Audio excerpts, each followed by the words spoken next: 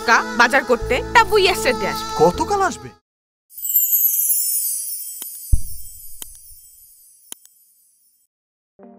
দীর্ঘ ২৫ বছরের ক্যারিয়ারে গত বছর কোরবানির ঈদে প্রিয়তমা দিয়ে ঝড় তুলেছেন শাকিব খান। বিপরীতে ছিলেন ওপার বাংলার নায়িকা ইধিকা পাল। প্রিয়তমা দিয়েই সিনেমার জগতে অভিষেক হয় ইধিকার। বাংলাদেশি সুপারস্টার শাকিবের বিপরীতেও প্রথমবারের মতো অভিনয় করেন তিনি এই সিনেমার মাধ্যমে। তারপর শাকিব খান বেশ কয়েকটি সিনেমায় নাম লেখালেও দেখা মেলেনি ইধিকার। কথাবার্তা আর আলোচনার মধ্যেই সীমাবদ্ধ ছিলেন।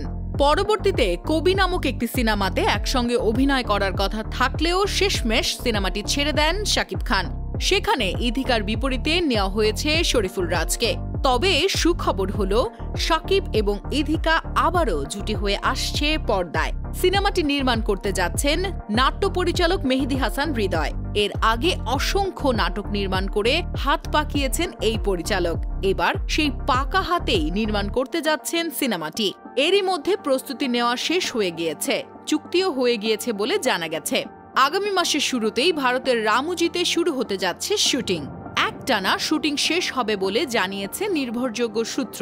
তবে সিনেমাটির নাম এবং শাকিব ইধিকা ছাড়াও সেখানে আরও কে কে থাকছেন এই নিয়ে এখনো বিস্তারিত কিছু বলতে চাচ্ছেন না নির্মাতারা। তাই পাওয়া যায়নি তেমন কোনো মন্তব্য।